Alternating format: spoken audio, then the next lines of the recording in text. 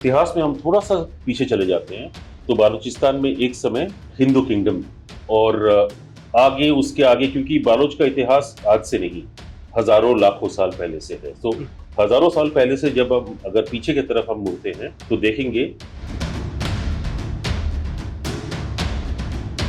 ये सारे चीजों के कारण चाइना का इंटरेस्ट बहुत ज्यादा है। लेकिन चाइना इस वक्त पाकिस्तान को इस पर्टिकुलर मुद्दे में पाकिस्तान को सपोर्ट करे। लेकिन ये भी हो सकता है कि कल अगर स्थिति थोड़ा सा बदले, क्या पता चाइना खुद ही पाकिस्तान को भूल के बोले बलोच ठीक है चलो हम आपके साथ हैं, आप देश बना लें।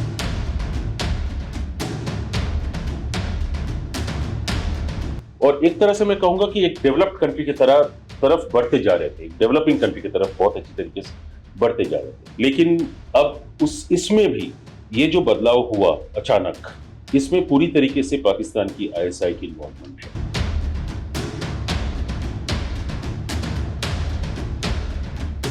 तो उस समय में कुछ ऐसे उनके चिट्ठी जो उनके एडवाइजरी मिनिस्ट्री के द्वारा लिखी गई है, वो चिट्ठी की कॉपीज भी मेरे पास है। और वो भी उसमें भी ये चीज क्लियरली सामने आ रहा है, क्योंकि मैं अभी का जो सरकार है भारत का, उसको मैं जरूर इस चीज का कॉन्ग्रेचुलेट करूंगा कि पूरी तरीके से एक तरह से बोला जाए तो भारत के अंदर का ये जो ग्रुप है, इस ग्रुप को ऑलमोस्ट नास्तानाबूद करके पूरी तरीके से भारत को एक तरह से साफ कर दिया है।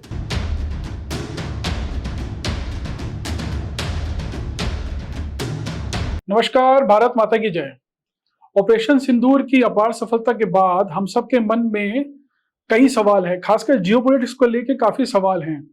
इनमें से आप में से कई लोगों ने हमसे कई सवाल भी पूछे और हमसे रिक्वेस्ट भी करी है कि हम अपने शो में किसी जियोपॉलिटिक्स एक्सपर्ट को लेके आए जो बदलते हुए जियोपॉलिटिक्स के जो समीकरण है उसके विषय में हमारा मार्गदर्शन कर सकें। तो आज हमारा मार्गदर्शन करने एक ऐसे शख्सियत हैं जिन्हें कोई परिचय की जरूरत नहीं, वो एक बहुत ही फेमस मीडिया पर्सनालिटी है। आपने उनको कई इंग्लिश हिंदी न्यूज चैनल्स में देखा होगा। वो भारत का पक्ष विभिन्न फोरम्स पे भारत में भी और अंतर्राष्ट्रीय स्तर पे बहुत ही मजबूती से रखते हैं। और हम सबका मार्गदर्शन करने के लिए आज हमारे बीच में डॉक्टर आयनजीत सेन है। डॉक्टर आयनजीत सेन, आपका भारत की बात शो में हार्दिक स्वागत। नमस्कार। नमस्कार सर। तो सर, ऑपरेशन सिंदूर की बहुत बहुत बधाई हो सफलता की। आपको भी। तो सर, उसके बाद हमने देखा कि जब ऑपरेशन सिंदूर चल रहा था तो उस समय बलूचिस्तान में भी जो हमारे वीर बलूच सैनिक हैं वो भी एक तरफ से पाकिस्तान को अटैक कर रहे थे। तो उस वजह से भारत को थोड़ा सा और बूस्टअप मिला कि क्योंकि दोनों तरफ से हमारे जो कॉमन एनिमी हैं वो रहा। बट ऐसे में हमारे दर्शक जानना चाहेंगे कि बलूचिस्तान की हिस्ट्री क्या रही है, एक ब्रीफ हिस्ट्री क्या रही है। तो क्या मतलब वहां पे क्या रहा है कि वो उन लोगों को पाकिस्तान से काफी गुस्सा रहता है और क्या रिबेलियन के क्या क्या रीजंस रहे हैं? देखिए, बालूचिस्तान की नाराजगी जो है प्रमुख रूप से 3 चीजों के ऊपर है। एक, बालूचिस्तान सबसे बड़ा लैंडमास है पाकिस्तान के अंदर। दूसरा, नेचुरल रिसोर्सेज सबसे ज्यादा है बालूचिस्तान का जो पाकिस्तान इस्तेमाल करता है। लेकिन इसके बावजूद बालोच लोगों के लिए जो बालूचिस्तान में रहते हैं उनके लिए कोई डेवलपमेंट नहीं है। और एक तरह से देखा जाए तो आप सब कुछ उनसे ले रहे हैं और उनका डेवलपमेंट के लिए आप कुछ नहीं कर रहे हैं। यही कहानी है पाकिस्तान की। और यही मेरे ख्याल से एक तरह से अगर आप बालोच की इतिहास में भी जाते हैं तो उसमें भी कई चीजें सामने आएंगी कि किस तरीके से बालूचिस्तान पहले बना और जिस तरीके से फिर वो पाकिस्तान के अंदर समेटा गया। तो अगर हम जैसे ईरान का बॉर्डर ले लेते हैं, अफगानिस्तान वाला पार्ट तो है ही, तो अब इस साइड में जब पाकिस्तान आ जाती है तो ऑटोमेटिकली वो लोग, पाकिस्तान जब एक तरह से एक देश के रूप में आया तो उस टाइम पे बालोच को, माने बालूचिस्तान को उन्होंने एक तरह से मैं कहूंगा कब्जा। अच्छा। मैं इसलिए कब्जा शब्द का इस्तेमाल कर रहा हूं क्योंकि मेरे हिसाब से वो एक ऑटोमेटेड वे पे नहीं है। वो पाकिस्तान जब बना वो पाकिस्तान का पाकिस्तान नहीं था, बन गया मतलब छीन लिया गया इन्होंने। लेकिन वो एक तरह से जबरदस्ती करके रखा गया कि आपको भी डेवलपमेंट कराएंगे, सब कराएंगे, आप रहिए, मतलब हमारे साथ, मतलब पाकिस्तान के साथ ही हम वो है। लेकिन उसके बाद से लेके अभी तक बालूचिस्तान में उनसे सब कुछ इन्होंने लिया। उसका उत्तर, और उनको कुछ नहीं दिया, और उसका उत्तर आज उनको मिल रहा है। गरिल्ला वॉरफेयर चल रही है जो बालोच लिबरेशन आर्मी कर रही है पाकिस्तान फोर्सेस के खिलाफ। दूसरा, क्योंकि देखिए, जब आपको एक दीवार पे एक तरह से एक दीवार की तरफ ढकेला जाता है, तो एक ही रास्ता सामने है, वो है सामने आने का, आगे आने का, बिल्कुल पीछे जाने का कोई रास्ता नहीं है। तो बालोचिस्तान का जो अभी का सिचुएशन है वो यही है कि वो ऐसा करके अवस्थित है, और इस तरीके से बालोच लोगों के ऊपर एक तरह से मैं कह सकता हूँ तानाशाही किया है पाकिस्तानियों ने, खास करके उनके मिलिट्री, ज्यादा से ज्यादा सिविल गवर्नमेंट से भी ज्यादा मैं कहूंगा मिलिट्री का हाथ है। और इस तरीके से जब बने एक तरह से आप इतने पूरी तरीके से एक पर्टिकुलर रीजन को आप एक तरह से इकोनॉमिकली पूरी तरीके से उसको डिबार कर दे रहे हैं, अलग कर दे रहे हैं, लेकिन जो चाहिए उनसे वो आप पूरा ले रहे हैं। फल तो मिलेगा ही, तो फल अब आना शुरू हो गया है। बालूचिस्तान के तरफ से पूरी तरीके से एक तरह से कह रहे हैं कि हम एक अपना राष्ट्र बनाएंगे, अपने से ही हम रहेंगे। अब जो सिचुएशन है पाकिस्तान की, सिर्फ बालोच में नहीं, सिंध का प्रोविंस में भी वही चीज हो रहा है। सिंध के प्रोविंस, तो एक तरह से देखा जाए तो पाकिस्तान, मेरे ख्याल से पाकिस्तान का जो मैप है, वो मैप भविष्य में हो सकता है, निकट भविष्य में ही पाकिस्तान ना रहे, क्योंकि वो एक तरह से 3-4 भागों में या 2-3 भागों में भी बढ़ जाता है। तो अब वो पाकिस्तान नहीं रहेगा। अच्छा, ओके। तो सर हम मतलब आई थिंक प्रत्येक भारतीय, जब 15 अगस्त 2016 को आदरणीय प्रधानमंत्री जी ने बलूचिस्तान का जिक्र किया था रेड फोर्ट से, तो उसके बाद आई थिंक प्रत्येक भारतीय की जो रुचि है वहां के प्रति और बड़ी है, क्योंकि क्योंकि हमारा शक्तिपीठ माता हिंगलाज माता के संतान है, वहीं पे हमारा प्रत्येक 50,000 से अधिक हिंदू हमारे साथी भी वहां रहते हैं। तो sir, China Pakistan economic corridor के विषय में दुनिया भर में काफी स्टडीज हुई हैं। लोग ऐसा कहते हैं कि ग्वादर पोर्ट से चाइना ने अपनी ट्रिलियंस ऑफ डॉलर्स उसमें इन्वेस्ट करे हैं, और अब क्योंकि बलूच ने इंडिपेंडेंस डिक्लेयर कर दी है और सबको पता है कि बीच में भारत का एक इनविजिबल रोल रह सकता है, तो ऐसे में चाइना कैसा कुछ गवा तो नहीं रहा चाइना? देखिए, सबसे पहले पाकिस्तान में इस समय तो पाकिस्तान आर्मी के खिलाफ खास करके कोई देश नहीं बोलूंगा, जिसे हम लोग अंग्रेजी में कहते हैं अननोन गनमैन, तो वो अननोन गनमैन अभी काम कर रहे हैं पाकिस्तान में। जहां तक बालूचिस्तान का सवाल है, मैं ये कहूंगा कि बालूचिस्तान का जो रीजन जिस तरीके से पाकिस्तान ने उस पर हावी होके सारा कुछ उनसे ले लिया है और बदले में कुछ नहीं मिला उनको।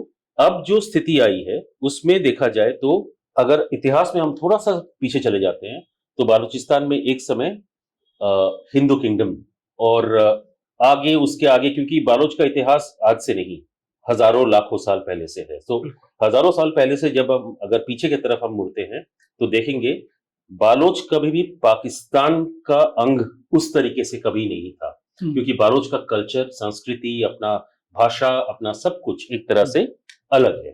तो इसी चीज को बालोच के लोग सामने ला रहे थे इतने दिनों से। अब वो दुनिया भर के लोगों के सामने इसलिए आया क्योंकि मीडिया और बाकी सोशल मीडिया है, ये सब के द्वारा ये चीज सामने आ रहा था कि किस तरीके से एक पर्टिकुलर रीजन को पाकिस्तान ने दबा के रखा था, और वही चीज सिंध प्रोविंस में भी होने वाला है। सिंध प्रोविंस में भी तो दोनों तरफ से अब जो है थोड़ा थोड़ा करके, थोड़ा तो नहीं कहूंगा, काफी हद तक बालोच तो काफी हद तक आगे जा चुका है, और सिंध प्रोविंस में भी वही चीज हो रहा है जी। तो जहां तक भारत का रोल है, मैं कहूंगा तो देखिए, भारत सपोर्ट हमेशा करता रहा है, क्योंकि हिस्टोरिकली इतिहास के तरह से अगर हम देखें, क्योंकि इसको इसीलिए मैं इतिहास की तरफ थोड़ा सा जाऊंगा, क्योंकि इतिहास ये बताता है कि कहां से इसका उत्पन्न हुआ है। तो मेरा मानना है, मेरा ये पर्सनल मानना है कि इतिहास का पन्ने को अगर आप पलटेंगे तो ये देखेंगे कि बालोच कभी पाकिस्तान का था ही नहीं। ओरिजिनली अगर हम देखें उस चीज को, वो लाया गया, ठीक है, सिचुएशन जब मुस्लिम रूलर्स आए, जबरदस्ती वहां पे कब्जा कर लिया, सब कुछ कर लिया, वो इतिहास बताती है, तो वही चीज है।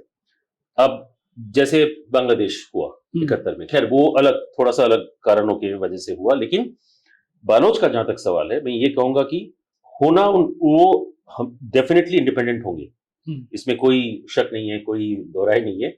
और पाकिस्तान का अंत एक तरह से, पाकिस्तान देश का अंत हाँ एक तरह से वो बहुत ही नजदीक है।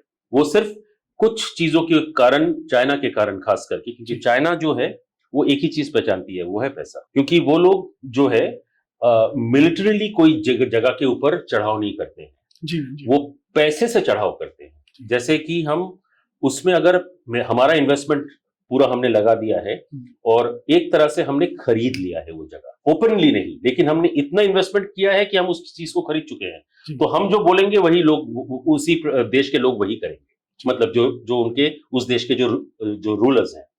उसी तरीके से आज पाकिस्तान के ऊपर चाइना पूरा हावी है। पाकिस्तान को अगर बोल रहे हैं दाएं मुड़ो चाइना, तो पाकिस्तान दाएं मुड़ रहा है, बाएं मुड़ो तो बाएं मुड़ रहा है। तो चाइना का यही पॉलिसी रहा है कि कभी भी मतलब मिलिट्रीली या जबरदस्ती कोई जगह के ऊपर कब्जा ना करके एक डिफैक्टो रूप से उस जगह का कब्जा कर लिया। और वही चीज मेरे ख्याल से, और चूंकि ग्वादर पोर्ट का बात जैसे आपने किया, बिजनेस का बहुत बड़ा एक जगह है, उस हिसाब से देखा जाए, जो BRI belt and road initiative जो चाइना की तरफ से हुआ है, वो भी जाके अल्टीमेटली उस तरफ ही मुड़ रहा है। तो ये सारे चीजों के कारण चाइना का इंटरेस्ट बहुत ज्यादा है। लेकिन चाइना इस वक्त पाकिस्तान को, इस पर्टिकुलर मुद्दे में पाकिस्तान को सपोर्ट कर रही है। लेकिन ये भी हो सकता है कि कल अगर स्थिति थोड़ा सा बदले, क्या पता चाइना खुद ही पाकिस्तान को भूल के बोले बलोच ठीक है, चलो हम आपके साथ है, आप देश बना लीजिए। मैं जस्ट मैंने उस तरीके से चीज को कह रहा हूं। बिल्कुल। तो ये भी, इसका भी संभावना है मेरे ख्याल से।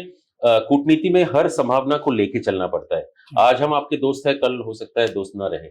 वो एक दो देश सिंदूर के बाद हमने देख लिया है, सिंदूर के दौरान ही, हाँ जी, कि टर्की और बाकी जो है, वो टर्की खास करके बहुत क्लियरली सामने आ गया कि क्या था और क्या हो गया। बिल्कुल बिल्कुल। तो सर मतलब जितना मैं आपकी बातों से समझ पा रहा हूँ कि क्योंकि चाइना उसका हमेशा एक इकोनॉमिक उद्देश्य रहता है। अब क्योंकि चाइना को पता है कि वहां पे उसके ट्रिलियंस ऑफ डॉलर्स की इन्वेस्टमेंट CPC में है, तो वो बलूच को तो किसी हालत में शायद जाने नहीं देगा, इससे पहले कि भारत वहां पे एक कूटनीतिक दबाव में हो सकता है कि वो भी कर ले। ठीक है, तो अब सर अगर भारत का सिचुएशन वहां पे हावी रहता है, मतलब बलूच लोग भारत के साथ मिलने के लिए एक मान लीजिए कोई रेफरेंडम निकालते हैं या ओपनली वॉइस करते हैं हमें भारत के साथ जाना है, तो ऐसे में तो चाइना घबराएगा। तो ऐसे में फिर चाइना जो उसकी पुरानी टैक्टिक्स है कि हमारे नॉर्थ ईस्ट को डिस्टेबलाइज करना, जैसे हाल ही में शायद 13-14 दिन पहले की न्यूज थी कि अरुणाचल के कुछ एरियाज को, उन्होंने कुछ डिस्ट्रिक्ट्स को चाइना ने अपने मैप में दिखाया, और हमेशा चिकन नेक को लेके भी कुछ ना कुछ चाइना बोलता रहता है। तो सर उस विषय में कुछ। हाँ, ये अच्छा प्रश्न आपने पूछा कि चाइना का, जहां तक अगर बलूचिस्तान का सिचुएशन ऐसा हो, ये सिर्फ भारत का सपोर्ट का बात नहीं है, लेकिन बलूचिस्तान प्रोविंस के आसपास के, जैसे अफगानिस्तान हो गया, ईरान के कुछ लोग उनमें हैं, सब में, जो बलूचिस्तान के पक्ष में है। तो एक तरह से अंदरूनी तौर से भी बालोच काफी स्ट्रांग होते जा रहा है, ताकतवर होते जा रहे हैं। उस हिसाब से अगर हम देखें तो नॉर्थ ईस्ट का, भारत के नॉर्थ ईस्ट का जहां तक सवाल है, मैं कहूंगा कि नॉर्थ ईस्ट में चाइना ऑलरेडी कोशिश कर चुकी है बहुत बार, सफलता नहीं आई चाइना को, कभी आएगा भी नहीं, लेकिन कोशिश चाइना जरूर करेगी किसी ना किसी रूप में। और वो कोशिश भले चाइना डायरेक्टली ना करे, कोई और देश के मार्फत कराए, और वो देश हो सकता है बांग्लादेश ही हो, जिसके मार्फत कराने का कोशिश करे। और ये चिकन नेक कॉरिडोर की बात बहुत बार, क्योंकि ये बांग्लादेश के जो मोहम्मद यूनुस है, ये यूनुस ने कहा कि भाई चिकन नेक में एयरपोर्ट चाइना ने अपने पैसे से उस एयरपोर्ट को बना रहे हैं, साथ में एक और ट्रेड सेंटर अपने पैसे से बना रहे हैं वहां पे। यूनुस ने पूरा छूट दे रखा है चाइना को, जी आइए, पैसा लगाइए और अपना जो भी करना है बांग्लादेश में कीजिए, क्योंकि चिकन नेक कॉरिडोर बहुत ही एकदम छोटा जगह है। हाँ। तो माने भारतीय सीमांत से अगर हम उसको देखें, लेकिन ज्यादा कुछ अगर बांग्लादेश करने गया उस जगह पे, हाँ, उसका जवाब एक ही रूप में आएगा। वो चिकन नेक का बात कर रहे हैं, हाँ, हम पूरा चिकन ही ले लेंगे। बिल्कुल सर, बिल्कुल। तो आई थिंक जिस एयरपोर्ट की आप एयरबेस की आप बात करें वो I think if I am not mistaken वो लाल मोनीहाट बेस है, हाँ जो वर्ल्ड वॉर 2 के बाद बंद कर दिया गया था और उसको चाइना वापस रिवाइव करने के उसमें लगे। तो सर हम जैसे बांग्लादेश के विषय में भी जानना चाहते हैं कि 1971 में की सिचुएशन हम सबको पता है कि शेख मुजीबुर रहमान जी के नेतृत्व में बांग्लादेश एक अलग देश बना, क्योंकि वो भी उसके भी कई कारण रहे थे पहले के। तो शेख हसीना जी जब तक थी तब तक भारत के साथ उनकी काफी स्ट्रॉन्ग सिनर्जीज थी, ट्रेड इनिशिएटिव्स भी काफी अच्छा होता था। बट अचानक क्या हुआ पिछले साल कि शेख हसीना जी को देश छोड़ना पड़ा और नई सरकार आ गई। देखिए, बांग्लादेश का जो इतिहास है 1971 के बाद, मेनली कोई भी सरकार उस तरीके से सरकार का अगर हम बात करें, पिछले 15 साल जो सरकार रही है बांग्लादेश में शेख हसीना जी की, अवामी लीग पार्टी जो पावर में थी, उसके पहले अगर हम देखें 80 के दशक में एरशाद थे जनरल, तो वो एक तरह से डिक्टेटर थे। उसके पहले जब मुजीबुर रहमान जी जो फादर ऑफ द नेशन है बांग्लादेश के, उनको जो मारा गया था, उनके बाद जो लोग पावर में आए मैक्सिमम आर्मी के तरफ से आए। अच्छा। तो एक ये अजीब सा एक आप सिंक्रोनाइजेशन कर सकते हैं। अगर हम पाकिस्तान का भी इतिहास देखें उनके इंडिपेंडेंस के बाद और बांग्लादेश का भी देखें, एक तरह से सिविल तरीके से एक स्थितिशील तरीके से डेमोक्रेसी पनपा नहीं है, और वो डेमोक्रेसी एक तरीके से पनपा है शेख हसीना जी के अंडर में, क्योंकि और तभी जाके बांग्लादेश एक तरह से समृद्धि की ओर बढ़ रहा था। इकोनॉमी अच्छी तरीके से आगे चल रही थी बांग्लादेश का। दूसरा, भारत के साथ संपर्क तो बहुत ही अच्छे थे, और एक तरह से मैं कहूंगा कि एक डेवलप्ड कंट्री की तरफ बढ़ते जा रहे थे, डेवलपिंग कंट्री की तरफ बहुत अच्छी तरीके से बढ़ते जा रहे थे। लेकिन अब इसमें भी ये जो बदलाव हुआ अचानक, इसमें पूरी तरीके से पाकिस्तान की आईएसआई की इन्वॉल्वमेंट है। इसकी कई सबूत हैं, और एक तरह से इस वक्त जैसे हम बात कर रहे हैं, इस वक्त बांग्लादेश को कोई बांग्लादेशी नहीं चला रहा है, बांग्लादेश को पाकिस्तान चला रहा है, और वो भी एक कंपाउंड के अंदर बैठ के, जिसे पाकिस्तान हाई कमीशन कहा जाता है ढाका के अंदर। बिल्कुल। तो एक तरह से देखा जाए तो पाकिस्तान, क्योंकि चीन का तो है ही, लेकिन चीन का इसमें एक चीज बहुत मजेदार चीज है कि वो अभी भी इकोनॉमी के पार्ट के लिए वो बात कर रहा है। अभी अगले महीने इनका कई कंपनीज चीन के जो है बांग्लादेश में अपना स्थापना करने जा रही है। अच्छा। तो इस तरीके से अगर हम देखें तो इस वक्त का पाकिस्तान पूरी तरीके से हेल्प कर रहा है बांग्लादेश को, पूरी तरीके से जितना तक हो सके, क्योंकि वो कोशिश कर रहा है जितना क्लोजनेस आया था भारत और बांग्लादेश के संबंध के बीच में, संबंध को और अच्छा तरीके से, जिस तरीके से बांग्लादेश और भारत के संबंध थे, उसको किसी तरीके से तोड़ के बांग्लादेश को जितना हो सके भारत से संबंध को खराब करें, इसी का ही कोशिश पूरी तरीके से पाकिस्तान कर रहे हैं। और इसमें पाकिस्तानी आर्मी के अलावा आईएसआई का पूरी तरीके से इन्वॉल्वमेंट रहा है। और ये हसीना जी का हसीना जी को जो लास्ट में आना पड़ा, जी, भागना पड़ा अपने देश से, इस सिचुएशन के पीछे भी मैं उसे 1-2 महीने पहले आईएसआई का एक पूरी टीम, बड़ी टीम बांग्लादेश पहुंची थी, और 1.5 महीना से 2 महीना करीब बांग्लादेश में वो टीम रही। और ये 5 अगस्त 2024 को, इसके 2 दिन 48 घंटे पहले या 72 घंटे पहले, उस आईएसआई टीम को अलग अलग, क्योंकि जो डिस्ट्रिक्ट्स है बांग्लादेश की, उन सारे डिस्ट्रिक्ट्स में भेजा गया, ताकि जब पहले से उनको पता था कि क्या होने वाला है, तो उसका पूरा प्लानिंग वगैरह सब कुछ करके, कि ताकि वहां पे भी चीज को हर तरीके से संभाला जाए।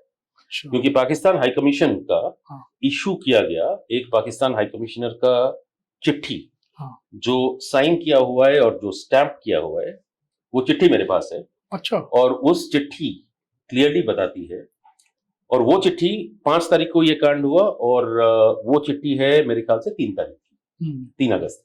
और उस चिट्ठी में क्लियरली लिखा हुआ है पाकिस्तान जो, क्योंकि वो एक स्टूडेंट मूवमेंट की तरह दिखाया गया था कि छात्र आंदोलन के उस तरीके से दिखाया गया था, लेकिन वो छात्र आंदोलन सिर्फ सामने दिखाने के लिए था।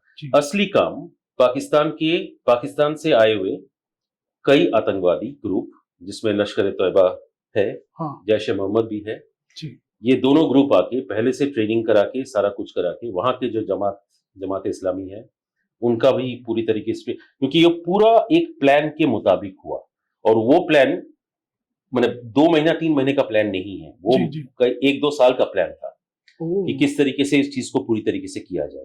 तो ये मेरा इन्वेस्टिगेशन जितना मैंने किया उसके आधार पे ये चीज मैं कह रहा हूँ। और एक चीज और मैं बताऊंगा इसमें कि बांग्लादेश का अभी जो स्थिति है, जो आम बांग्लादेशी हैं, हाँ जो जिनको राजनीति से कोई मतलब नहीं है, कौन है गद्दी में उससे कोई मतलब नहीं है, जो आम जिंदगी जी रहे, वो अब समझ रहे हैं कि आवामी लीग के टाइम पे वो काफी बेहतर थे जी। आज के मुकाबले। तो वो चाहते हैं कि भाई वही लोग हाँ। वापस आए या बांग्लादेश की उन्नति जो है वैसे ही कोई पार्टी कराए, क्योंकि अभी जो सरकार है वो सरकार नहीं है, जी वो एडवाइजर्स हैं, लेकिन वो एक्चुअली एडवाइजरी है। हाँ। क्योंकि वो एडवाइजर बांग्लादेश के एडवाइजरी है, बांग्लादेशी और बांग्लादेश के एडवाइजर है, लेकिन उनको एडवाइस करने वाला दूसरा ही देश, उस देश की एडवाइस सुनते हुए वो अपना देश के एडवाइजर बन के देश को चला रहे इस वक्त उस तरीके से। क्योंकि हर दिन आप देखेंगे सुनेंगे कि कहीं पे कई, क्योंकि वो सिर्फ लोगों को मार रहे हैं, पीट रहे हैं, हिंदुओं के खिलाफ तो बहुत ज्यादा हुआ है, गांव-गांव में हुआ है, कई ऐसे घटनाएं हुए हैं जो सामने नहीं आया अभी तक। और ऐसी घटनाओं की कई चीजें, कई जो प्रूफ है वो भी मेरे पास पड़ा हुआ है। अच्छा। और जिस तरीके से इस मतलब ये पूरा जो कार्रवाई किया गया, ये पूरा कार्रवाई एक तरीके से बांग्लादेश को एक और अफगानिस्तान बनाने का कोशिश है। तो सर अभी जो वर्तमान में जो हालात हैं, वर्तमान में भी हम देख रहे हैं कि वहां पे कई प्रोटेस्ट हो रहे हैं मोहम्मद यूनिस जी के खिलाफ। तो जो अभी निकट भविष्य काफी मतलब काफी एक्साइटेड लग रहा है, मतलब क्या क्या लग रहा है सर आपको अगले आने वाले 2-3 महीनों में बांग्लादेश में क्या हो सकता है, कुछ तख्ता? देखिए यूनिस का सिचुएशन ये है कि उन्होंने बोला कि इलेक्शन करेंगे हम दिसंबर से लेके, हो सकता है दिसंबर में करें या दिसंबर से लेके अगले साल जून के बीच में इलेक्शन कराएंगे, क्योंकि इलेक्शन तो करना ही, बिना इलेक्शन का कोई डिसीजन नहीं होगा। और बांग्लादेश के जो आर्मी चीफ है उन्होंने ऑलरेडी ये चीज कह दिया है कि कोई भी डिसीजन, जैसे अभी एक नया कॉरिडोर बनाने का म्यांमार को के लिए जो कॉरिडोर बनाने का बंदोबस्त हो रहा है, उसमें उन्होंने कह दिया था कि ये डिसीजन एक चुनी हुई पार्टी पावर में आने के बाद ही, एक चुना हुआ गवर्नमेंट के रूप में ही सरकार ही ये चीज का डिसीजन ले सकती है। कोई एडवाइजरी कमेटी इस डिसीजन को नहीं ले सकती है। तो इसको लेके थोड़ा सा आपस में उनका जो भी है झड़प हुआ, लेकिन यूनिस भी बहुत दिमागी तरीके से खेल रहा है। 86 साल का उम्र हो गया है, पता नहीं और कितने साल जिएंगे। लेकिन मैं ये बात करना चाहता हूं कि उनके मस्तिष्क में क्या चल रहा है मुझे पता नहीं, लेकिन एक चीज है कि उनको एक तरह से ये बोला जा रहा है कि आप जितना दिन तक हो सके गद्दी में बैठे रहिए, क्योंकि जितना दिन यूनिस बैठे रहेंगे, पाकिस्तान के जो मंसूबे हैं उसको जितना हद तक आगे ले जा सके वो पाकिस्तान कोशिश कर रहा है बांग्लादेश के अंदर। इसमें कोई दोहराए नहीं है, ये 100% गारंटी के साथ मैं कह सकता हूं। तो यूनिस जब तक है तब तक सिचुएशन ऐसा ही रहेगा। दुनिया को दिखाने के लिए आप कोट पैंट पहन के या जो भी करके आप आ सकते हैं, लेकिन जब आप पर्दे के पीछे चले जाएंगे तब असली रूप दिखता है। तो उस समय में कुछ ऐसे उनके चिट्ठी जो उनके एडवाइजरी मिनिस्ट्री के द्वारा लिखी गई है, वो चिट्ठी के कॉपीज भी मेरे पास है। और वो भी, उसमें भी ये चीज क्लियरली सामने आ रहा है कि वो ये चाहते हैं कि जितना हद तक हो सके ऐसा एक नैरेटिव तैयार करो बांग्लादेश के अंदर कि वो भारत विद्वेषी हो जाए, अच्छा, भारत के खिलाफ हो जाए। ये जनता को जितना हद तक हो सके कोशिश, माने ये बोलो भारत ने ये गलत किया हमारे साथ, ये किया वो किया करके झूठा चीज सारा कुछ कह के कि भारत के खिलाफ कर दिया जाए। क्योंकि एक्चुअली वो चीज उनसे नहीं, कोई और देश बोल रहे हैं उसको करने के लिए कि ये ऐसे करो और ऐसे बोलो। तो एक तरह से वो पपेट है, पुतले के रूप में चल रहा है बेसिकली, और कोई इसमें कोई और दोहराया नहीं। तो सर हमारे स्वर्गीय chief CDS general Bipin Rawat ji अक्सर पब्लिक फोरम में बोला करते थे कि इंडिया जो है 2.5 फ्रंट पे वॉर लड़ रहा है।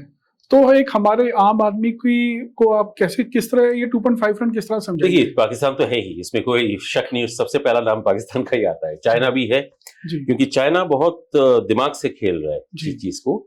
लेकिन वो एक तरह से चेस बोर्ड की तरह चीज को ले रहा है कि कौन सा चाल कहाँ पे कब कैसे चले और किस तरीके से अपने आप को उस जगह में जितना हद तक हो सके, जहां पे बल का जरूरत है वहां पे बल का प्रयोग करेंगे, जहां पे दिमाग माने पैसे का प्रयोग करना है वहां पे हम पैसे का प्रयोग करेंगे।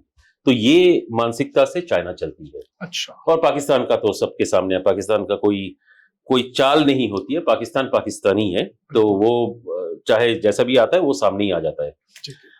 और कुछ है जो इन्हीं के लोग हैं, हाँ। जो भारत के अंदर भी बसे हैं। कभी कभार हम उनके नाम सुनते हैं स्लीपर सेल की तरह, जी, जो चुपचाप बैठे रहते हैं, आम जनता में मिक्स करते हैं लोगों के साथ, कैसे है, नॉर्मल काम करते हैं, नॉर्मल जाते हैं, लेकिन जैसे ही बाहर से उनको आदेश आ जाता है कि ये करो या वो करो तो करते हैं, कोशिश करते हैं। पहले करते थे बहुत ज्यादा, हमने बहुत ज्यादा ऐसे घटनाएं देखे हैं, ब्लास्ट से शुरू करके बहुत कुछ हुआ है, लेकिन अब वो काफी कम हो चुका है, क्योंकि मैं अभी का जो सरकार है भारत का, उसको मैं जरूर इस चीज का कॉन्ग्रेचुलेट करूंगा कि पूरी तरीके से, एक तरह से बोला जाए तो भारत के अंदर का ये जो ग्रुप है, इस ग्रुप को ऑलमोस्ट नास्तानाबूद करके पूरी तरीके से भारत को एक तरह से साफ कर दिया है प्रॉपरली। क्योंकि घर में थोड़ा सा कीचड़ जब होता है ना, उस कीचड़ को किसी न किसी रूप में, झाड़ू से हो, पोछा से हो, मुझे वो पोछा और वो झाड़ू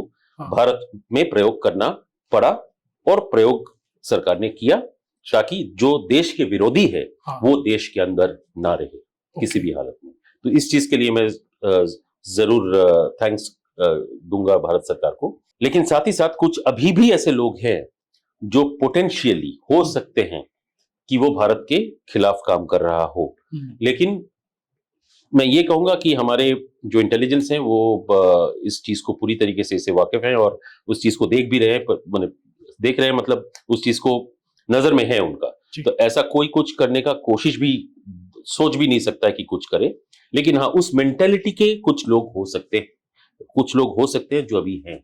लेकिन मैं कहूंगा कि चाइना पाकिस्तान का पार्ट तो है, वो तो लोग जानते ही हैं, लेकिन एक चीज हमेशा याद रखिएगा कि जो नीरव, एक तरह से चुपचाप जो रहते हैं, वो एनिमी सबसे ज्यादा ताकतवर होता है, क्योंकि उनके पास जो रहता है, उनका कोई छवि नहीं है सामने, क्या करेंगे उस चीज का कोई आता पता नहीं है, कब कोई नहीं बता सकता है, अचानक कुछ कर देंगे, ऐसा एक मानसिकता लेके चलना पड़ता है।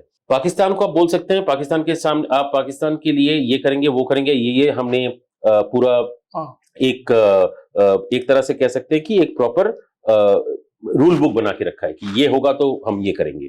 चाइना के लिए भी हमने एक रूल बुक बना के रखा है, लेकिन ये रूल बुक देश के अंदर उस जैसे आदमियों के लिए हमेशा, क्योंकि वो चलेगा नहीं देश के अंदर, तो उससे हमें काफी इन अ वे सोचना पड़ता, इन अ वे बहुत अच्छी तरीके से उसको डील करना पड़ता है। तो थैंकफुली मैं ये कहूंगा कि भारत सरकार के जो भारत के खास करके सरकार के साथ, मैं कहूंगा कि जो भारतीय की इन्वेस्टिगेशन एजेंसीज हैं, उन्होंने बहुत ही उम्दा काम किया है, बहुत ही अच्छा काम किया है इसमें, कि अभी एक तरह से कह सकते हैं कि वो फोर्सेस ऑलमोस्ट डिप्लीटेड हो चुकी हैं, क्योंकि चाहे जो भी हो रहा हो, अब जैसे नॉर्थ ईस्ट में कहीं कुछ प्रॉब्लम हुआ, ईस्टर्न जोन में कहीं कुछ प्रॉब्लम हुआ, हम हमेशा ये सोच के चलते हैं कि एक पर्टिकुलर सेक्ट ने दूसरे पर्टिकुलर सेक्ट के खिलाफ कुछ बोला जी। ऐसा कभी नहीं होता है, ये करवाया जाता है, और ये करवाने वाला प्रमुख रूप से 99.9% ये करवाने वाला देश के बाहर के होते हैं। अच्छा, देश के बाहर के कुछ देश होते हैं, हमारे देश के बाहर के जो हमारे सो कॉल्ड एनिमी हैं, वही ये चीज करवाते हैं, लेकिन उसको इस तरीके से सामने लाते हैं कि वो ऐसा लगे कि भारत के अंदर की कहानी हो रही है और भारत के अंदर ही लोग नाखुश है। ऐसा नहीं है, वो जानबूझ के ये चीज बाहर से करवाते हैं जी। और इसके लिए भी कई तरीके से कई चीजें, अब जैसे बंगाल में कुछ दिन पहले जी एक कांड हो गया, मेरे ख्याल से मतलब ब्लास्ट वगैरह का कुछ ये हुआ था, बट एक चीज मैं कहूंगा कि उसमें भी ये पाकिस्तान का ही हाथ था, और लेकिन वो पाकिस्तान से नहीं, लेकिन बांग्लादेश के मार्फत आया था। अच्छा, वहां से रूट किया उन्होंने, तो क्योंकि ये सारी चीजें बहुत तरीके से होता है, लेकिन मेरे ख्याल से मैं ये कहूंगा कि जो रावत साहब ने कहा था उस मतलब एक तरह से उन्होंने बहुत सही चीज को कहा था, लेकिन वो 0.5 जो है मेरे ख्याल से वो 0.5 को हम संभाल ले रहे हैं बहुत बढ़िया से। और बाकी जो दो बचे, जो 2 है, 2 में एक का तो हालत पाकिस्तान का तो हालत अच्छा है ही नहीं, क्योंकि वो जैसे मैंने कहा वो पाकिस्तान ही नहीं रहेगा शायद। तो 2-3 देशों में बढ़ जाए तो बहुत ही अच्छा है। चाइना का जहां तक सवाल होगा, अगर वो हो जाता है तो चाइना का ऊपर ये प्रेशर, अपने ऊपर ये प्रेशर फील करेगा कि हम कहीं दक्षिण एशिया को कहीं से हम शायद भारत को छोड़ के बाकी देशों के ऊपर जो पकड़ होना चाहिए मेरा, वो पकड़ धीरे धीरे हल्का होते जा रहा है। ये चाइना का मानसिकता आनी चाहिए और ये आएगी भी। ये 100% श्योर है, ये आएगी। मैं कब ये मैं नहीं बता सकता हूँ, आज कल परसों का बात नहीं बोल सकता हूँ, लेकिन ये एक ना एक दिन ये चीज होगी। चाहे क्योंकि वो हर जगह पे उन्होंने कोशिश किया, श्रीलंका में भी वही चीज उन्होंने जब सरकार बदली श्रीलंका की, वहीं पे शुरुआत में कहा जा रहा था कि वो सरकार भारत के पक्ष में नहीं है, लेकिन भारत ने ही सबसे ज्यादा हेल्प किया और वो सरकार अपने तरफ से भी काम कर रही है, लेकिन भारत ने भी काफी हेल्प किया उनको। लेकिन आपको याद होगा कि चाइना ने एक शिप लाके जो उनका पोर्ट है, श्रीलंका का पोर्ट के पास खड़ा कर दिया वहां पे, जी। और ये बोल के कि भाई वो एक मर्चेंट का वो है, तो नॉर्मल मर्चेंट शिप है, लेकिन काम कुछ और। अब वहां से श्रीलंका ने बोल दिया सॉरी, यहां से हटा दीजिए, हटा लिए। अब उसको ले जाके वो फिर उस तरफ से मालदीव्स के तरफ लेके चले गए। तो किसी ना किसी रूप में एक चाइना ये गेम खेल रही है, इसमें कोई दोहराई नहीं है। लेकिन चाइना का इस गेम को परास्त करने से पहले मेरे ख्याल से अपना बाकी जो चीजों के ऊपर पूरी तरीके से हमारा पकड़ है उसको पहले क्लियर कर लेना पड़ेगा, अपने तरफ पूरी तरीके से कर लेना पड़ेगा। उसके बाद चाइना के ऊपर सोच लेंगे। चाइना के ऊपर देखिए, मैं चाइना को कोई एनिमी कंट्री के हिसाब से नहीं बोलूंगा, लेकिन चाइना का ये एक आदत बनती जा रही है, जो हम देखे हैं पिछले कुछ सालों के अंदर। जी। तो यही मैं कहूंगा। और श्रीलंका के विषय में तो आपने जैसे ब्रीफली बताया भी, वो थोड़ा सा हम डिटेल में जानना चाहेंगे कि भारत की श्रीलंका के साथ इस समय संबंध कैसे हैं और भविष्य आप कैसे देखते हो, और साथ साथ भारत और म्यांमार के बीच में, क्योंकि ये भी दोनों काफी इंपॉर्टेंट हमारी नेबरिंग कंट्रीज हैं। देखिए, म्यांमार का मैं शुरू करूंगा। म्यांमार का ये जो चिकन नेक का बात किया था यूनुस ने, जी, उसमें मैं एक चीज बोलना चाहता हूं कि उसके जवाब में भारत ने क्या किया। भारत ने बोला ठीक है, कलकत्ता से हम एक रूट खोल रहे हैं सी के मार्फत, जो एक पोर्ट में जाएगी म्यांमार में ही, और उसी पोर्ट से फिर लैंड रूट से भारत में सामान आ जाएगा। तो मुझे चिकन नेक का जरूरत ही नहीं है। तो एक तरह से ये एक जो चीज बांग्लादेश का खास करके यूनिस को बहुत बड़ा धक्का पहुंचा रही, हमने तो सोचा था हम प्रेशर बिल्ड कर रहे हैं, ये तो उल्टा का कहानी कर दिया भारत ने। तो यही मेरा म्यांमार का ये पोजीशन मैं कहूंगा। और जहां तक श्रीलंका का सवाल है, जैसे मैंने कहा, श्रीलंका का चूंकि अनरेस्ट हुआ था और उसके बाद सरकार चुनी गई, लेकिन एक सरकार प्रॉपर तरीके से चल रही है वहां पे, और भारत का भी सपोर्ट है, और जो सपोर्ट इन द सेंस कि एक अच्छा रिलेशन भारत के साथ बना हुआ है, और मेरे ख्याल से वो आगे भी चलती रहेगी। श्रीलंका, क्योंकि श्रीलंका एक तरह से मैं कहूंगा कि एक ऐसा देश है जो कभी कुछ मनमुटाव हर घर में होता है, भाई भाई में भी होता है, बहन बहन में भी होता है, लेकिन वो चीज मेरे ख्याल से रिलेशन को, एक संबंध को कभी ठेस नहीं पहुंच सकती है। सो भारत श्रीलंका का रिलेशन एक तरह से मैं कहूंगा कि अभी एकदम सही और अच्छे की और बढ़ती जा रही है। ठीक है सर, तो अभी आज आपने काफी ब्रीफ में काफी इंपॉर्टेंट चीजें हमारे व्यूअर्स को बताई, जिसको हम लोग हिंदी में कहते हैं कि गागर में सागर आपने प्रदान किया। और मुझे विश्वास है कि एक बार इस पॉडकास्ट देखने के बाद आप लोगों की और जो रुचि बढ़ेगी जियोपॉलिटिक्स के बारे में, तो ऐसे में हम सर को फिर से रिक्वेस्ट करेंगे कि वो आप हमारे बीच में आए और हम सबका मार्गदर्शन करें। भारत माता की विजय। Thank you so much sir. बहुत बहुत धन्यवाद।